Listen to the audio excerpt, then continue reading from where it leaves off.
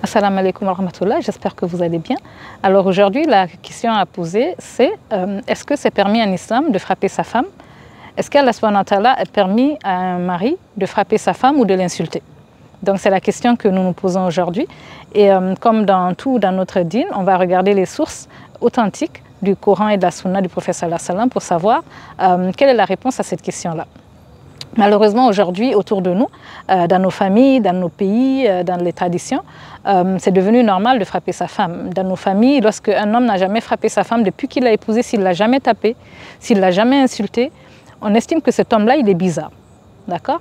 En tout cas, c'est devenu normal. C'est devenu normal de frapper sa femme. On estime que ça fait partie de la faiblesse, des faiblesses de l'homme. Parfois, ça lui arrive de frapper sa femme. Parfois, il peut l'insulter. Et que la femme, il faut qu'elle accepte parce que c'est son destin, parce que si elle accepte que le monsieur la frappe une fois en passant, ça veut dire que les enfants de la femme, là, que ce seront des enfants bénis. Ça veut dire que si elle ose dire que non, non, tu ne dois pas me frapper, tu ne dois pas m'insulter, ça veut dire que si elle fait ça, elle est devenue une femme rebelle. Une femme rebelle elle va avoir des malheurs dans sa vie. Subhanallah. Qu'est-ce que le prophète dit sallallahu alayhi wa sallam et qu'est-ce que l'islam dit? Qu'est-ce qu'Allah subhanahu wa ta'ala qui nous a créés? Qu'est-ce qu'il nous dit par rapport à ça? Et c'est ce qu'on va analyser un peu aujourd'hui. C'est un sujet très vaste, hein. C'est vraiment, une seule vidéo ne pourrait pas faire justice à ce sujet-là, mais c'est vraiment juste quelques éléments que je voulais partager par rapport à ça. Donc, si nos cultures, nos traditions, nos habitudes, si ça entre dans le cadre de ce qui est dit dans la sunna du prophète sallallahu alayhi wa sallam, dans le Coran, on le prend, on est très content de ça. Nos cultures, nos traditions, c'est sacré pour nous.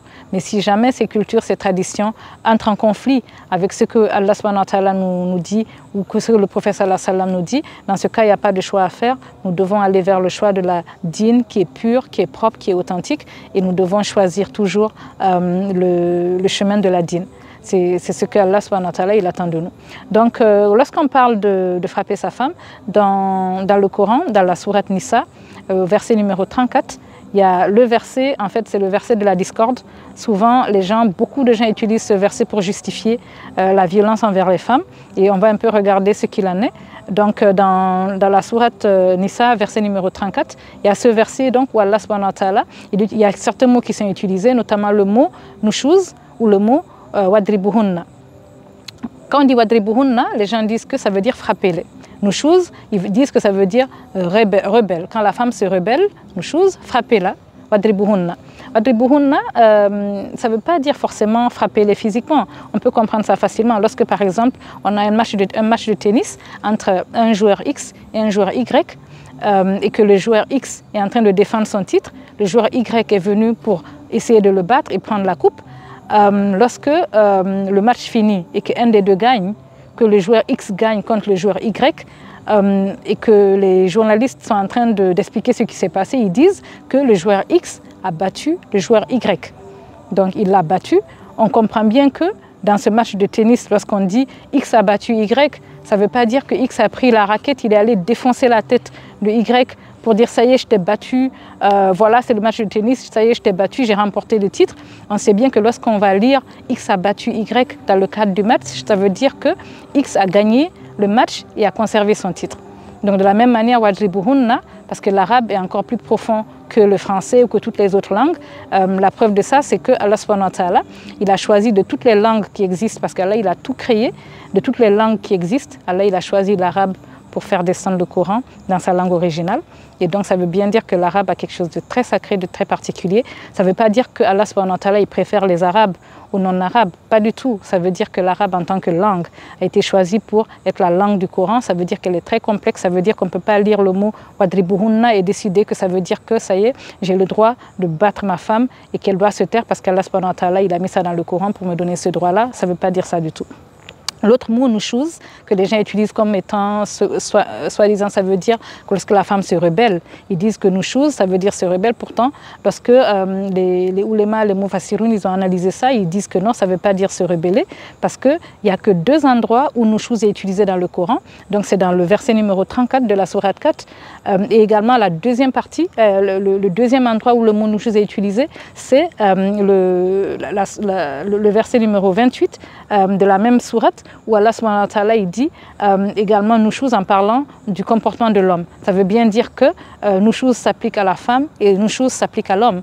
Ça veut dire que ça ne veut pas dire que c'est la rébellion de la femme. Les mufassiroun ont expliqué que ça veut dire l'infidélité soit de la femme, soit de l'homme. Ok, et maintenant d'autres points par rapport à ça également. Donc, quand Allah il commence le verset numéro 4 de la sourate, le verset numéro 34 de la sourate 4, il commence le verset en disant « Arijaluk awamuna ala nisa ». Arijaluk awamuna ala nisa, ça veut dire que l'homme a une responsabilité au-dessus de la femme. Et les gens, ils utilisent ça en disant « Ouais, t'as vu, Allah, il a préféré l'homme à la femme », ce qui n'est pas vrai également du tout. Ça veut dire qu'Allah, dans l'institution du mariage, il a donné la responsabilité à l'homme d'être le chef, d'être celui qui va être le leader. De la même manière qu'aucune entreprise n'existerait sans chef, ou bien aucun bateau ne fonctionnerait sans capitaine, ou aucun avion ne fonctionnerait sans pilote.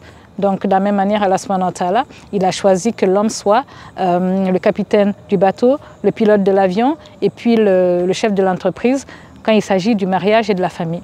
Ça ne veut pas dire qu'Allah il préfère la femme à l'homme, l'homme à la femme plutôt. Donc là également, quand Allah commence ce verset, Arijaluk awamuna ala nisa, beaucoup l'utilisent pour justifier cette autorité opprimante de l'homme, et ce qui n'est pas normal du tout et ce n'est pas vrai du tout. C'est juste une responsabilité, c'est un poids qu'Allah subhanahu wa ta'ala a placé sur les épaules de l'homme, parce qu'Allah il a créé ces épaules-là, il sait ce que ces épaules peuvent supporter, que les épaules de la femme ne peuvent pas supporter. Donc c'est juste une question de responsabilité. Donc c'est une manière de dire qu'il faut bien se renseigner. Quand il s'agit des versets du Coran, quand il s'agit des hadiths, vraiment il faut qu'on aille se renseigner, qu'on comprenne ce qui est écrit et qu'on n'utilise pas ça pour justifier de faire du mal à quiconque. Et donc autre chose, c'est que le prophète sallallahu alayhi wa sallam, sa vie est celle qui a été le plus scrutée. Aucun être humain créé sur cette terre n'a eu sa vie plus analysée, plus observée, plus scrutée dans les détails que la vie du prophète alayhi salam, parce que le prophète sallallahu alayhi wa sallam, c'est lui l'exemple qu'Allah nous a laissé pour nous montrer comment vivre dans cette vie et comment bien retourner au Jannah bi'idhnillah wa ta'ala. Et donc la vie du prophète sallallahu alayhi wa sallam, dans les plus petits détails, hein, même quand il fronce les sourcils, même quand il sourit, on sait à quel point il a souri, même quand il se fâche. En fait, chaque partie de sa vie a été scrutée, et que ce soit ses compagnons, ses épouses, même ses ennemis, on a des sources claires de la vie du prophète sallallahu alayhi wa sallam qui montrent comment cet homme a vécu, et à aucun moment on a lu qu'il a touché une femme de manière à être violent envers elle, qu'il a frappé une femme. Et pourtant, il y a eu des cas où il était très fâché. Il y a des choses que ses épouses lui ont faites qui étaient tellement blessantes, tellement c'était pas normal, mais il n'a jamais mis la main sur une de ses épouses. Le prophète sallallahu alayhi wa sallam n'a jamais battu une femme. Et il n'a jamais insulté, que ce soit ses femmes ou quiconque qui n'insulte pas. Et donc les frères qui veulent être pieux, qui veulent qu'Allah subhanahu wa ta'ala les aime, il faut qu'ils sachent qu'il faut qu'ils marchent sur les traces du prophète sallallahu alayhi wa sallam. Et dans le hadith, le prophète a dit sallallahu alayhi wa sallam que les meilleurs d'entre vous sont les meilleurs envers leurs épouses. Et je suis meilleur que vous envers mes épouses. Donc voilà comment il a dit aux hommes, si vous voulez être les meilleurs, comment vous allez savoir que vous êtes les meilleurs? C'est parce que vous serez les meilleurs envers vos épouses. Et ça, c'est un hadith du prophète sallallahu alayhi wa sallam qui encourage les hommes à être gentils, à être tolérants, à être vraiment bienveillants envers leurs femmes. Dans le Coran, dans la sourate Nisa, verset numéro 19, Allah subhanahu wa ta'ala, il dit que en parlant du comportement que les hommes devraient avoir envers leurs femmes, il dit « Wa ashiruhunna bil ma'ruf ». Ça veut dire « comportez-vous convenablement envers elles ». C'est comme ça, Allah il demande à l'homme de se comporter envers sa femme. « Wa ashiruhunna bil ma'ruf », comportez-vous convenablement envers elles. Et dans la suite de ce verset, numéro 19 de la sourate Nisa, Allah il dit « si vous voyez, si vous détestez quelque chose en elle, ça veut dire peut-être, il se pourrait que vous détestiez quelque chose où Allah il a mis un très grand bien ». D'accord? Donc, quand vous lisez ce verset, numéro 19 de la sourate Nisa, Allah il est en train de dire à l'homme, d'abord il dit, comportez-vous convenablement envers vos épouses. Après avoir dit ça, il dit, si vous détestez une chose en elle, il se pourrait que vous détestiez quelque chose où Allah il a mis un très grand bien. Ça, c'est Allah il est en train d'inviter les maris à prendre du recul, like take a step back, à réfléchir, à ne pas se laisser emporter par l'émotion, par la colère. Allah il est en train d'inviter les époux à être sages, à être équilibré, à être juste.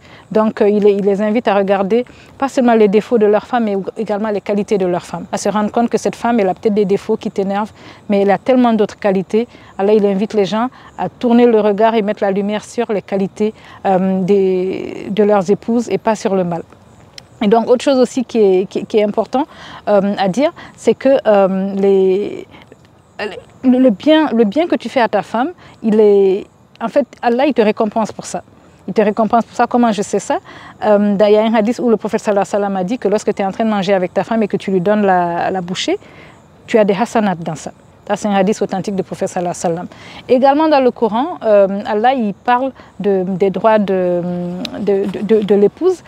Il dit que dans sourate Baqara, numéro 228, Allah, il dit que, en parlant des épouses, qu'elles ont des droits équivalents à leurs obligations. Aujourd'hui, dans les ménages, souvent on pense que la femme, elle a des devoirs, mais où sont ses droits? Allah, il rappelle dans la sourate Baqara, numéro 228, que la femme, effectivement, elle a des droits aussi, elle n'a pas que des obligations.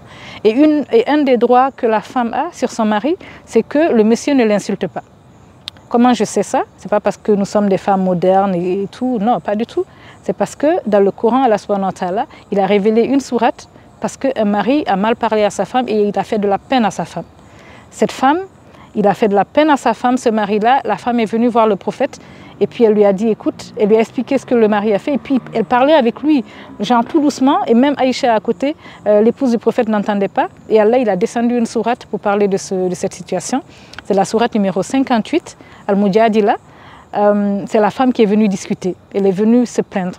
Et Allah, il a révélé une sourate qui est aujourd'hui la sourate Al-Mujadila, numéro 58 du Coran. Je vous invite à aller la lire, même ne serait-ce qu'en français. Et cette sourate, elle a été révélée parce un homme a dit quelque chose à sa femme qui l'a blessé et la femme est venue se plaindre. Allah subhanahu wa ta'ala, il a été mécontent de ça. Il a révélé une sourate pour montrer vraiment que ce n'est pas normal. Donc les hommes qui insultent leur femme, qui pensent que c'est tolérable et acceptable, c'est ce que Allah subhanahu wa ta'ala n'accepte pas, parce qu'il a même révélé une sourate à la suite d'un incident où un homme a mal parlé à sa femme, où il a fait de la peine à sa femme. Et donc, lorsque on regarde toutes ces sources de hadiths, toutes ces sources dans le Coran, et vraiment il y a des multitudes de hadiths, ça doit nous pousser à réfléchir différemment. D'accord? Et un autre hadith qui est très important à savoir ici, c'est que lorsque le prophète sallallahu alayhi wa sallam est en train de parler de l'homme fort, d'accord? Donc Abu Huraira, le compagnon du prophète, il est en train d'expliquer comment le prophète sallallahu alayhi wa sallam parle de l'homme fort. Il dit que le prophète a dit sallallahu alayhi wa sallam que l'homme fort n'est pas celui qui terrasse quelqu'un dans une bataille. L'homme fort, c'est celui qui sait se contrôler, qui sait se maîtriser lorsqu'il est en colère. Donc voici dans le hadith, le prophète sallallahu alayhi wa sallam nous dit, l'homme fort n'est pas celui qui a la force physique pour terrasser quelqu'un, mais l'homme fort est celui qui sait se maîtriser lorsqu'il est en colère. Et donc aujourd'hui, dans nos familles encore, on voit que l'homme, il veut montrer ses muscles à sa femme. Il veut montrer qu'il est fort. Il vient et puis vraiment, il bat sa femme et puis il pense qu'il est fort. Mais il est tellement fort qu'il n'ose pas aller se mesurer aux hommes dans la rue. En général, les hommes qui battent leurs femmes, c'est des peureux. Dès que tu mets la loi devant eux, dès que tu les challenges un peu, ils tremblent, ils ont peur. Mais ils sont tellement forts qu'ils veulent montrer leurs muscles à leur femme à la maison. Cette femme, tu l'as épousée, tu es allé la chercher chez son père où elle était en sécurité. Tu lui as promis de l'aimer, tu lui as promis de lui accorder la protection et la sécurité qu'elle avait chez son père. Et maintenant, tu la ramènes chez toi et puis un jour, tu viens et puis tu te permets de mettre la main sur elle. Et tu penses que tu es un homme fort, mais tu es minable. Tu es un homme très faible et tu n'es rien, tu es minable. Et donc, comme on voit, le prophète sallallahu alayhi wa sallam n'a jamais battu sa femme. Il a dit aux hommes que si vous voulez être bon, si vous voulez être meilleur, ne frappez pas vos femmes. Il a dit ça. Et puis, il a dit qu'un homme fort, c'est celui qui sait se maîtriser. Lorsqu'il est en colère, ce n'est pas celui qui a les muscles pour terrasser quelqu'un. Et il y a beaucoup d'autres hadiths. Vraiment, il y a beaucoup d'autres hadiths. Pour l'intérêt du temps de la vidéo, on ne peut pas tout citer. Mais sachez qu'il y a beaucoup d'autres hadiths. Et il y a même un hadith où le prophète, il s'étonne. Il dit, mais comment c'est étonnant, comment tu la frappes la journée et la nuit, tu viens vers elle et puis tu lui demandes des droits. Le prophète, il s'est étonné, et ça aussi c'est un hadith du prophète sallallahu alayhi wa sallam. Il a également dit, le prophète sallallahu alayhi wa sallam, ne battez pas les femmes. Les esclaves d'Allah, ces femmes, ne les battez pas, ne les frappez pas. C'est dans un hadith qu'il a dit ça aussi. Et dans Hajjatul Wada, dans le dernier pèlerinage, il a dit aux hommes qui étaient là, il a rappelé aux hommes leurs responsabilités envers leurs femmes. C'était un sujet d'inquiétude pour lui. Il a dit également dans un autre hadith, il a dit, prophète sallallahu alayhi wa sallam, craignez Allah concernant vos femmes. Ayez la crainte d'Allah et craignez Allah concernant vos femmes. Et enfin, il y a un autre hadith que je veux citer où il y a une femme qui s'appelait Fatima bin Qais. Fatima bin Qais, elle avait 2 propositions de mariage. Il y a un homme qui s'appelait Oussama, qui voulait se marier avec elle. Il y a un deuxième homme qui voulait se marier avec elle. Et quand elle est venue chez le prophète, il lui a dit, marie-toi avec Oussama, parce que ce deuxième homme, il bat les femmes.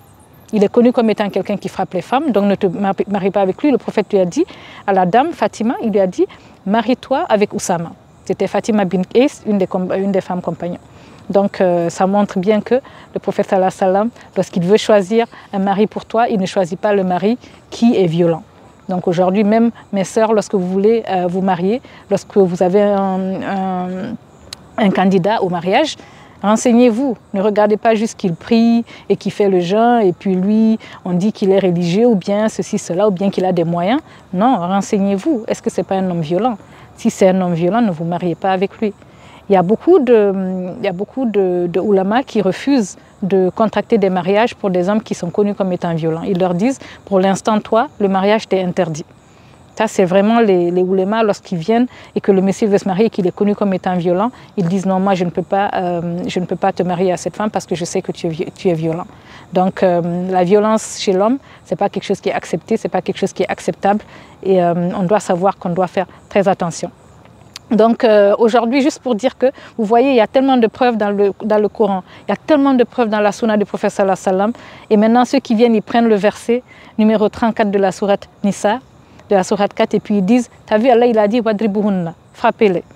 C'est comme si tu prends un point, et puis il y a un océan de preuves qui montrent que l'homme ne doit pas être violent, et puis tu prends un point qui pourrait être interprété mal, tu le prends hors de son contexte et tu dis, voici la preuve que j'ai le droit de te battre. Donc faisons très attention, sachant qu'Allah subhanahu wa ta'ala, il nous demandera des comptes pour tout ce qu'on fait. Et également, il y a, dans le sens large, hein, là on ne parle plus seulement de l'homme qui bat sa femme, on parle de quelqu'un qui a une autorité et qui abuse de l'autorité. Il y a un hadith où le prophète sallallahu alayhi wa sallam il dit, faites attention au doigt du mazloum, celui que vous avez opprimé, celui à qui vous avez fait du tort. Méfiez-vous du doigt de cette personne, parce que le doigt de cette personne, son doigt, il n'y a pas de barrière, il n'y a pas de voile entre le doigt de la personne qui est opprimée et Allah subhanahu wa ta'ala, c'est direct. La personne que tu as opprimée, que tu as maltraitée, même si c'est quelqu'un qui n'a pas de religion, même si c'est quelqu'un qui ne croit pas en Dieu, quel que soit, même si c'est un mouchrik, si tu lui as fait du mal, ça veut dire que sache que le prophète te dit, fais attention au doigt de cette personne parce qu'Allah subhanahu wa ta'ala, il n'aime pas l'injustice. Il y a beaucoup de gens aujourd'hui, leurs pères ont battu leur maman. Et j'ai des amis qui me disent, mon père a battu ma mère, je ne vais jamais lui pardonner ça. Et donc la femme que tu es en train de battre, devant ses enfants, il y a des hommes musulmans aujourd'hui qui frappent leurs femmes devant les enfants. Ils poussent leurs femmes, ils montrent de la violence, ils insultent leurs femmes, ils se moquent de leurs femmes devant les enfants. Toi, tu n'aimerais pas qu'on fasse ça à ta mère, mais tu fais ça à la mère de tes enfants. Et ils te regardent et tu penses que ces enfants vont t'aimer. Ils attendent juste le moment où ils vont se venger de toi, en fait. Parce que personne ne peut accepter que sa maman soit insultée, que sa maman soit battue. Donc, réfléchissons, mes chers frères, à ce que nous faisons avant que ça soit trop tard, en fait.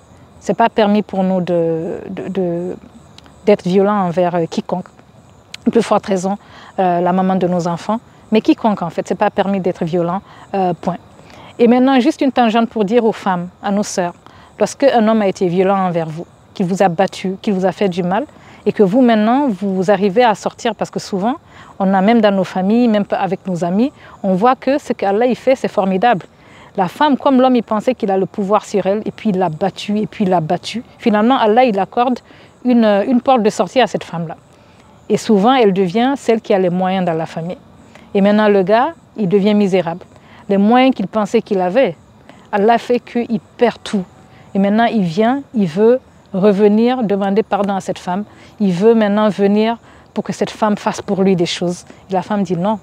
Mais juste la tangente pour dire à mes sœurs, même si quelqu'un vous a fait du mal, vous pouvez ne pas revenir et vous ne devriez pas tolérer la violence, mais n'utilisez pas les enfants pour lui faire du mal. Parce que là, maintenant, c'est un mal, vous voulez utiliser un mal pour guérir un mal. Et maintenant, vous devenez vous-même injuste, maintenant, vous, mes sœurs. Donc, les enfants de l'homme, vous ne pouvez pas les confisquer parce que vous voulez lui faire du mal, parce qu'il vous a fait du mal. Donc, vraiment, c'est une tangente que j'ouvre pour dire aux sœurs, lorsque vous êtes en train d'essayer de corriger le mal qu'on vous a fait, vous-même ne devenez pas injuste. Parce qu'Allah, subhanahu wa ta'ala, il va refuser que vous soyez injuste. Parce qu'Allah, il est juste.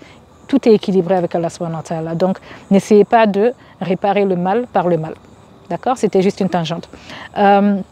Également pour dire que dans le Coran, Allah subhanahu wa ta'ala, il demande aux gens de ne pas à cause de la haine ou bien à cause du fait que quelqu'un t'a fait du mal, de ne pas utiliser ça pour être injuste. Ça, c'est dans la sourate Al-Maïda, la sourate numéro 5. Allah, il dit aux gens que la haine pour quelqu'un, pour un peuple, ne vous pousse pas à être injuste. Quelle que soit la situation, soyez juste. Même si quelqu'un vous a fait du mal, soyez juste, ne dépassez pas les limites dans la vengeance. Sinon, après, vous-même, vous allez vous créer un autre problème. Donc, la vidéo, elle, vraiment désolée qu'elle est très longue, mais c'est un sujet très très important qu'il fallait bien développer. Et aux sœurs, vraiment, ce qui est important, si un homme il est violent, il ne faut pas rester là. Il ne faut pas rester là parce qu'Allah subhanahu wa ta'ala ne vous a pas créé pour qu'on vous batte. Allah ne vous a pas créé pour qu'on vous insulte, qu'on vous humilie. Le fait de dire que si la femme est violentée et qu'elle supporte ça, que ses enfants seront bénis, ça n'a pas de base dans notre religion. C'est la vérité, ça n'a pas de base. L'homme qui insulte sa femme, l'homme qui frappe sa femme, l'homme qui est violent, même les violences psychologiques, émotionnelles, il vaut mieux partir en fait. Parce qu'il vaut mieux être seul et heureux que malheureuse et à justifier qu'on vous maltraite. Allah subhanahu wa ta'ala n'a créé personne pour que quelqu'un d'autre le maltraite. Donc c'est une invitation aux sœurs d'accepter de partir, d'essayer d'avoir une autre vie, mais de ne pas exagérer dans la vengeance lorsqu'Allah subhanahu wa ta'ala leur donne la main pour s'en sortir. Et également, c'est très important que vous sachiez également, mes sœurs, que ne laissez pas le comportement d'un homme gâter votre religion en fait. Votre relation entre vous et Allah subhanahu wa ta'ala. Il ne faut pas qu'à cause de ce qu'un homme vous a fait, vous êtes tellement fâché contre l'homme que vous questionnez la sagesse d'Allah subhanahu wa ta'ala, ou bien que vous voulez tourner le dos à votre Créateur. Vous n'aurez aucun succès, vous n'aurez aucune solution de cette manière-là. Donc ne poussez pas le comportement d'un homme qui se comporte mal à entacher votre relation entre vous et votre Créateur chez qui vous allez retourner. Donc essayons toujours de faire la part des choses et tournez-vous vers Allah subhanahu wa ta'ala pour lui demander de vous sauver de cette personne qui est en train de vous faire du mal et qui n'a pas le droit de vous faire du mal. Et en tant que maman, nous avons des garçons, nous avons nos fils, éduquons nos enfants, éduquons nos fils à savoir qu'une femme doit être respectée, une femme doit être tolérée, et éduquons nos fils pour qu'ils sachent que seul un homme faible peut frapper une femme. Si tu frappes ta femme, c'est que tu es minable, c'est que tu es trop faible en fait. Tu es trop faible et il faut que nos fils, nos enfants, en tant que mère, nous devons éduquer nos enfants à savoir qu'une femme ne doit pas être frappée. Éduquons nos fils et tous nos enfants d'ailleurs à savoir gérer leurs émotions. Lorsqu'ils sont fâchés, comment gérer leurs émotions? Ce n'est pas en insultant, ce n'est pas en criant, ce n'est pas en frappant les gens. Il n'y a pas de violence. La violence, il faut qu'on éduque nos enfants pour qu'ils comprennent et nos garçons qui sachent que la violence n'est pas une solution acceptable à la colère ou bien à la frustration. Et donc, je connais l'histoire d'une dame, en fait, c'est un très bon exemple en Guinée. Quand son fils a frappé sa femme, la dame, elle est venue, elle a dit à son fils, aujourd'hui je suis venue pour que tu me frappes. Le fils dit, mais maman, je ne peux pas te frapper. Il dit si. La mère a dit si tu as épousé cette fille, c'est la fille de quelqu'un, et que tu oses la frapper, je suis venue aujourd'hui pour que tu me frappes. Elle a tellement pris ça au sérieux, le gars, après il a dû aller demander pardon, mais en fait la maman là, je l'ai trop respectée parce que la maman là, elle était folle, elle a dit, mais tu vas me frapper aujourd'hui. Aujourd'hui tu ne vas pas dormir ici tant que tu ne m'as pas battue. Et le fils, il ne va plus jamais répéter ça. Mais avant que ça s'en arrive à ça, éduquons nos fils en disant que si jamais un jour tu te mets la main sur une femme, toi et moi, vraiment, tu auras créé un gros problème entre nous. Donc vraiment, j'invite les mamans qui ont des fils à les éduquer très bien, pour ne pas qu'après ces fils deviennent des batteurs de femmes. Et après, c'est leur maman qui les a gâtés, qui les a éduqués à leur faire croire que c'est acceptable de battre sa femme. Faisons très attention à comment on éduque nos enfants et sachant que l'injustice, Allah, il ne supporte pas l'injustice. Allah, il ne supporte pas l'injustice. Et même dans les familles, même si ce n'est pas votre fils qui le fait, j'ai beaucoup d'exemples de femmes qui ont été battues et les membres de la famille de leur mari ne les ont pas aidées. Parfois, c'est la mère du mari qui s'y met, parfois, c'est les sœurs du mari. Et sachant qu'Allah, il n'aime pas l'injustice, et Allah nous demande en tant que musulmans, lorsqu'on voit du mal, on doit parler, ou bien on doit corriger avec notre main, ou bien à nos actions, ou bien on doit au moins dans notre cœur détester ça. On ne doit jamais laisser le mal autour de nous. Donc si quelqu'un de ta famille est en train de frapper sa femme, sois très clair et dis-lui que Allah subhanahu wa ta'ala n'aime pas l'injustice et qu'il est en train de prendre un très grand risque avec sa vie sur cette terre et sa vie dans l'au-delà. Et pour finir, en fait, juste pour dire que dans le hadith Qudsi, où Allah il parle de l'injustice, il dit « Ya ibadi, inni haramtu zulma ala nafsi ». Allah il dit « Ô mes esclaves », c'est un hadith Qudsi où Allah il nous parle directement, il dit « Ô mes esclaves, certainement, je me suis interdit à moi-même l'injustice ». Allah il parle de lui, il dit « Inni haramtu zulma ala nafsi ». Et ensuite Allah il dit « Wa ja'altuhu bainakum muharrama ». Et je vous ai interdit ça aussi. Fala tuzalamu. Ne soyez pas injustes les uns envers les autres. Allah dit donc dans le hadith Qudsi, ô mes esclaves, je me suis interdit à moi-même l'injustice et je vous ai interdit cela et donc ne soyez pas injustes. C'est un hadith du prophète sallallahu alayhi wa sallam et c'est un hadith Qudsi. En fait, où Allah il nous parle directement, qui nous dit de ne pas être injuste. Vraiment, la vidéo a été très longue. C'est un sujet qui me tient beaucoup à cœur. En fait, le fait de faire du mal à quelqu'un qui est sous ta responsabilité, il n'y a pas d'honneur à ça en fait. Il n'y a pas d'honneur à ça, même si l'environnement tolère cela. Sache que tu ne veux pas gâcher ta vie dans cette vie et ta vie dans l'au-delà. Sache que c'est quelque chose de très énorme, de très grave.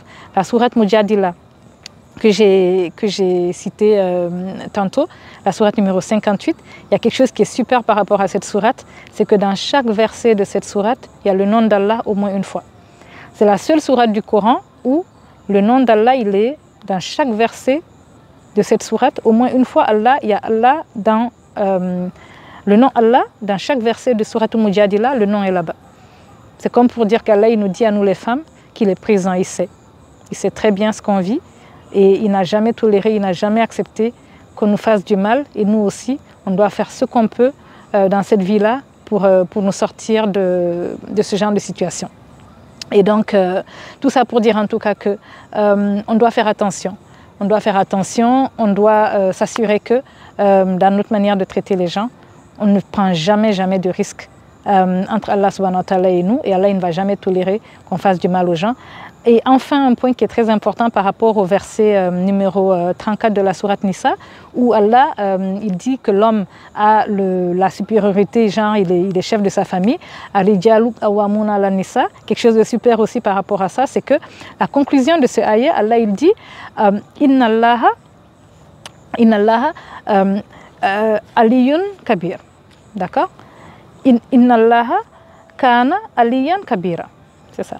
Donc, pour finir le verset numéro 34 de la sourate 4, Allah il dit Inna Allaha kana aliyan kabira.